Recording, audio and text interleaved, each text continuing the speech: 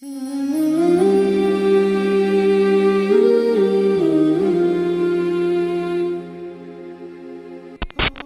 ketika kita memahami bahwasanya kemenangan itu merupakan sesuatu yang hak akan terjadi pada kehidupan kita, berarti yang namanya menang itu berarti ada musuh, ada lakon, karena ada kata menang.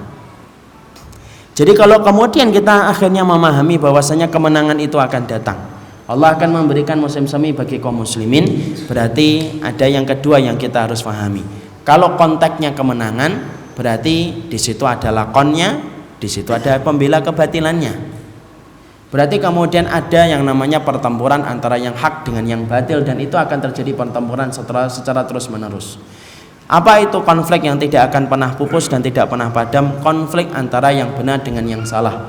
Semenjak Nabi Adam berada di dalam surga, mendapati bisikan dari setan untuk memakan buah yang diharamkan oleh Allah, disitulah kita paham antara yang hak dengan yang batil itu pasti akan selalu ada. Makanya kalau kita bicara Islam, Allah menyampaikan kami akan menangkan orang-orang yang menjadi tentara kami, dan orang yang beriman kami akan menangkan, berarti ada lakonnya, berarti ada musuhnya. Berarti sesungguhnya pertempuran antara yang hak dengan yang batil adalah pertempuran yang tidak pernah berhenti. Jadi jangan sampai kita terkena sebuah pemahaman yang salah bahwasanya di dalam kehidupan berislam itu kita tidak punya musuh. Karena jelas bahwasanya disebutkan kata menang, menang itu tidak bisa disebut kata menang kecuali punya musuh. Antum punya sarung tinju, tapi antum tidak punya musuh, tidak bisa disebut pemenang juara tinju kelas dunia. Kenapa? Cuma punya sarung tinju tetapi tidak punya musuh. Makanya kemudian kita kalau sudah memahami kemenangan, apa yang tersirat ketika Allah itu menyampaikan kata kemenangan? Yang tersirat ketika Allah itu memenangkan agama ini, yang pertama, berarti orang yang beriman itu memiliki musuh, yang mana musuh-musuh itu tidak pernah kehilangan cara bagaimana untuk memadamkan agama Allah. Makanya Allah sampaikan kepada kita bagaimana Allah itu memberikan musuh kepada orang yang beriman. Kita buka surat Al-An'am 112. Karisma baca.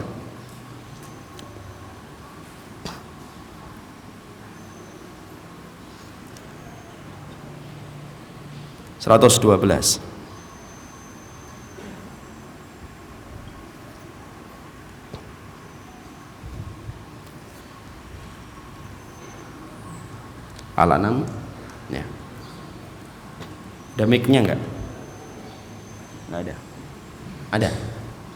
Ambil mic-nya. Jazakallahu khair.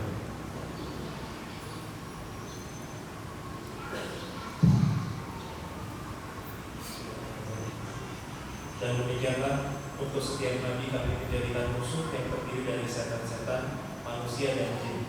Sebagian mereka membisikan kepada sebagian yang lain perkataan yang indah sebagai tipuan. Dan kalau Tuhanmu menghendaki, niscaya mereka tidak akan melakukannya. Maka biarkanlah mereka bersama apa kebohongan yang mereka adakan. Allah lalu yang menyampaikan musuh, Allah yang mengabarkan, bukan saya, bukan manusia, tapi Allah. Allah lah yang lalu menyampaikan kepada kita bahwasanya setiap orang yang beriman itu memiliki musuh. Karena sesuatu yang paling tersirat ketika disebutkan kata kemenangan, berarti kemenangan itu memiliki keterangan, berarti ada lakonnya, ada musuhnya, dan ada pertempurannya. Allah yang mengabarkan kepada kita di dalam surat Al-An'am bahwasanya setiap orang yang beriman, kalau dia mengikuti nabinya, mengikuti rasulnya, dia pasti punya musuh. Allah yang berkata, wa kadzalika ja'alna likulli nabiyyin aduwan syayatinal insi wal jinni yuhi ba'dhum ila ba'din zuhrufal qawli gurura. Kami jadikan setiap para nabi dan orang yang mengikuti para nabi, maka mereka itu memiliki musuh. Musuh itu dari kalangan jin, setan dari kalangan jin, dan setan dari kalangan manusia, yang membisikkan kata-kata yang indah untuk menyesatkan manusia dari jalan Allah yang lurus. Yang mengatakan aduan itu Allah. Maaf ya, jangan kaget dulu. Karena yang mengatakan bahwasanya setiap dari kita itu ketika kita beriman dan mengikuti para nabi itu pasti punya musuh, Pak. Nabi Ibrahim itu kurang apa baiknya? Paling lembut kepada bapaknya, tapi punya musuh Namrud. Musa punya musuh, yaitu adalah Fir'aun. Hatta Rasulullah Orang yang kemudian sudah sepakat, orang musyrik Quraisy itu mengatakan orang yang paling baik di antara kami itu Muhammad. Sampai mereka memberikan gelar kepada Nabi Muhammad itu Al-Amin. Al-Amin, orang yang terpercaya. Sampai ketika Nabi mau hijrah sekalipun itu nitip sama Ali bin Abi Thalib. Ini barangnya ini barangnya ini barangnya ini, nanti tolong dikembalikan. Padahal itu mau hijrah. Karena mereka tidak punya tempat untuk menitipkan sesuatu barang yang paling berharga yang mereka betul-betul percaya itu kecuali Nabi Muhammad. Jadi Nabi Muhammad itu kayak bank pada zaman dulu.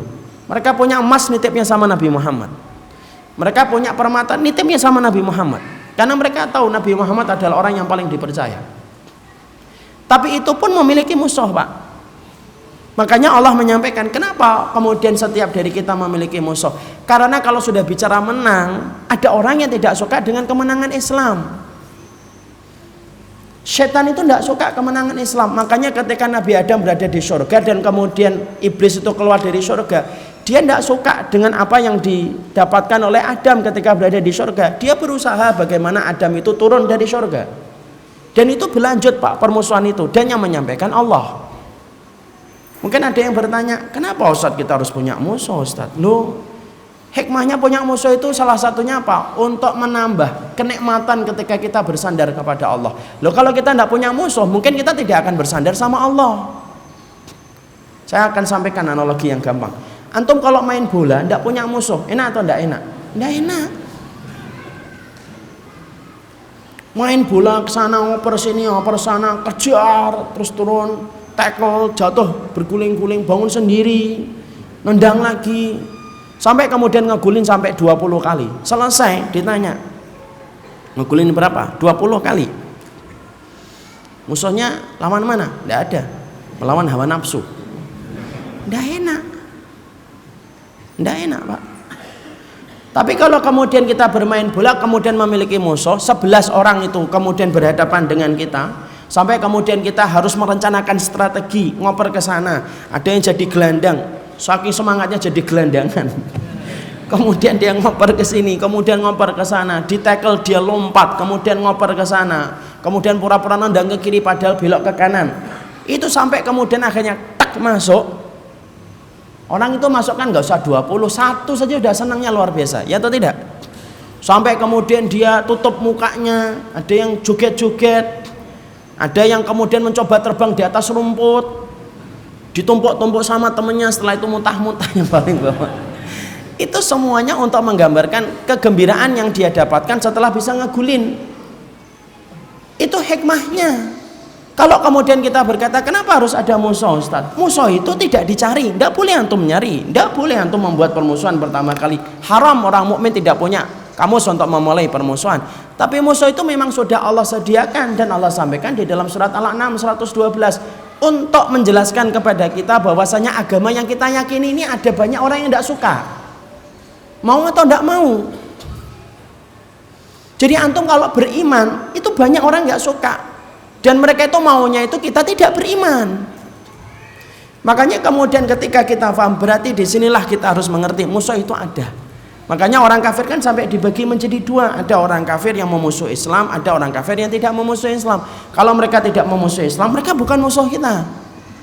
Tapi tidak semuanya orang kafir itu tidak memusuhi Islam. Ada di antara mereka yang memusuhi Islam. Sebagaimana yang terjadi di Xinjiang, di Rohingya, itu menggambarkan kepada kita bahwasanya permusuhan itu ada. Dan itu jangan sampai lupa, yang mengatakan Allah. Kalau kita mengatakan musuh bukan berarti kemudian agama kita bukan agama non damai. Tidak, agama kita agama damai. Selama kemudian kita tidak diganggu, selama kemudian kita tidak dipadamkan cahaya yang kita imani. Tapi kenyataan yang terjadi, syaitan aja tidak membiarkan kita kok, apalagi kemudian orang-orang yang mengikuti apa yang dibisikkan oleh syaitan. Apapun yang kita lakukan itu akan dibenci sama orang-orang yang mengikuti perwaliannya kepada syaitan. Syaitan itu ngobarkan permusuhan setiap waktunya, setiap saatnya 24 jam tanpa kemudian berhenti. Syaitan itu kalau kita mau minum saja dilihatin sama syaitan. Coba antum bayangkan. Permusuhan kita sama syaitan itu sampai kita mau minum aja dilihat sama syaitan. Kalau kita baca bismillah, ini ada minuman ini.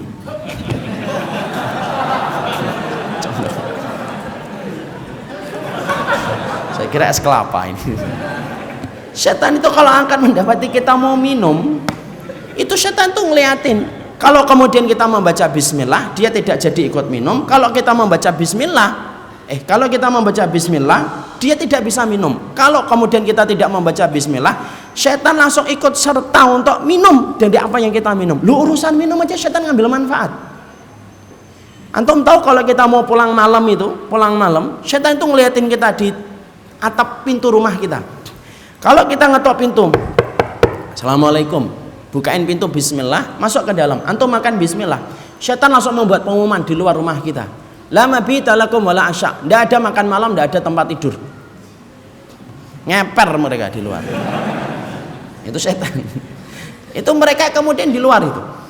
Tapi kalau kemudian kita dalam kondisi ketika masuk ke rumah, kemudian kita baca bismillah, kemudian mau makan bismillah, mereka di luar itu kemudian ketika kita tidak membaca bismillah masuk rumahnya, makanya tidak membaca bismillah, maka mereka membuat pengumuman di luar, mabit wa asya, kalian punya tempat tidur dan kalian punya tempat makan.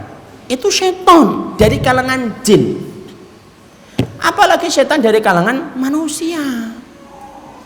Jadi kalau kita bicara musuh itu jangan buru-buru alergi. Loh, kok agama kita gini? Loh, jangan buru-buru mengatakan oh berarti Islam itu gak damai. Loh, Islam itu damai kalau tidak diganggu. Karena sesungguhnya disinilah kita harus paham, orang itu banyak yang membenci keislaman dan keimanan. Antum jadi orang solih, ada banyak orang yang nggak suka. Kenapa? Kalau antum solih, minuman khamr tidak ada yang beli. Wanita yang mereka jajal itu, yang mereka kemudian pasarkan itu tidak ada yang nyicipin. Kalau antum solih, tempat-tempat yang mereka bangun itu tidak ada yang ikut ngantri untuk menikmati tempat-tempat itu, karena mereka pasti rugi. Orang yang berada di atas kebatilan. Makanya orang mukmin itu ketika solih nggak seneng, baik itu setan dari kalangan jin dan setan dari kalangan manusia. Jadi jangan dianggap bahwasanya yang penting sholat. Antum sholat aja ada musuhnya kok. Siapa musuhnya kita kalau sholat itu? Khanzab. Siapa itu khanzab? Setan yang kemudian menggoda kita kalau sholat. Makanya hafalan antum kalau membaca Al-Kafirun tidak nemu-nemu akhirnya, itu khanzab itu. Ini ketawa-ketawa malah khawatir saya ini. Jangan-jangan antum tidak hafal Al-Kafirun. Itu namanya khanzab. Loh, kalau urusan sholat aja ada musuhnya, dan Nabi sudah mengabarkan, kamu kalau sholat kok bacaanmu berantakan, itu ada setan yang gangguin kamu, namanya khanzab. Loh, urusan sholat ada musuhnya. Makanya kalau kemudian kita menghadapi musuh, lah kalau kita nggak diganggu, misalkan setan nggak gangguin kita nggak akan menjadikan dia musuh. Dan yang mengatakan Allah apa? Fattakhiduhu aduwa. Jadikanlah musuh itu setan, jadikanlah setan itu musuh. Dan setan itu kata sifat akhi. Setan itu bisa disematkan kepada jin dan bisa disematkan kepada manusia. Karena setan itu dari kata syatona yashtunu ba'uda, artinya jauh dari rahmatnya Allah. Makanya setan dari kalangan jin dan setan dari kalangan manusia. Itu setan. Makanya kalau kita nyebut setan kamu, itu benar. Walaupun tidak cocok kalau kita mengatakan semacam itu dengan gampang. Itu benar. Karena apa? Setan itu kata sifat. Itu menjelaskan kepada kita bahwasanya hakikat permusuhan itu ada. Jangan sampai kemudian kita alergi, dan jangan sampai kemudian kita, Masya Allah, kok yang lain teh saya air putih. Es jeruk ada nggak? Maka itu yang kemudian kita harus mengerti. Makanya itulah yang menjadikan akhirnya kita paham. Jadi beragama itu kita harus membuka bagaimana agama ini harus kita mengerti dari agama Allah. Karena petunjuk-petunjuk yang diberikan oleh Allah itu jelas dan gamblang. Kenapa kita nggak ngerti Ustadz tentang ayat ini? Karena kedangkalan kita untuk mempelajari agama yang menjadikan kita akhirnya tidak paham tentang agama ini. Ketika agama ini sudah menjadi petunjuk paling jelas dalam kehidupan. Karena kalau sudah disebutkan kata menang, antum tanya sama setiap Ustadz yang ngomong Islam pasti menang, pasti tanya, Ustadz kalau disebutkan kata menang itu berarti ada musuhnya, ada lakonnya. Dan itu fitrah kehidupan. Coba kalau antum melihat film itu selalu menampilkan dua sisi, protagonis, antagonis. Coba kalau ada film cuma protagonis tok, tidak seru filmnya. Semuanya baik, tidak ada yang melotot matanya, nggak ada yang sambil ketawa, awas kamu, nggak ada kayak gitu, tidak seru. Makanya sampai film Hollywood sekalipun selalu ada menampilkan lakonnya musuhnya, dan lakon selalu muncul terakhir kali dan menangnya terakhir kali. Itu menunjukkan fitrah kehidupan kita, bahwasanya kehidupan kita itu tidak lepas dari pertempuran. Antum ketika membaca a'udzubillahi minasyaitonirrajim itu permusuhan akhi kepada syaitan. Dan syaitan itu kata sifat kepada manusia dan kepada jin. Jadi jangan alergi dulu. Wah, saya baru kali ini dengar dalam seumur hidup saya mendengar kayak gini. Ini ayatnya ada. Wa kadzalika ja'alna likulli nabiyyin aduwan syayatinal insi wal jinni. Kami jadikan setiap para nabi dan orang yang ngikutin nabi itu musuh dari kalangan jin dan kalangan manusia. Makanya memastikan diri kita, lah kita ini di mana? Pelakonnya ngegitu nabi atau kemudian pelaku kemaksiatan?